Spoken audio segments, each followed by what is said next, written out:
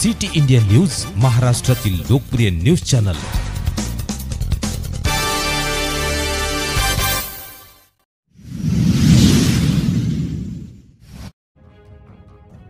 माननीय पोलीस अधीक्षक नागपूर ग्रामीण जिल्हा यांनी घेतली माजी सैनिक कुटुंब सुरक्षा समितीची बैठक।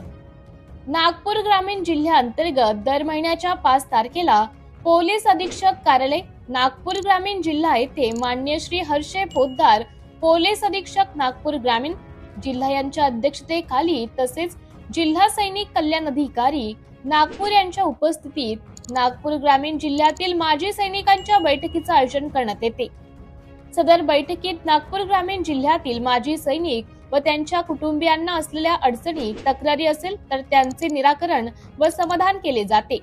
दिनांक 20 मे 2025 रोजी पुही पोलीस स्टेशन अंतर्गत पाचगाव येथील शहीद सुभेदार भीमराव गायकवाड यांच्या स्मृतिदिनानिमित्त पुही पोलीस स्टेशनचे प्रभारी अधीक्षक पोलीस निरीक्षक श्री भानुदास पिदुरकर यांनी त्यांच्या अधिकारी अंमलदारांसह पाचगाव येथे शहीद जवान घरी हजर राहून शहीद सुभेदार भीमराव गायकवाड यांना नागपूर ग्रामीण जिल्हा पोलीस दलाच्या वतीने श्रद्धांजली वाहिली।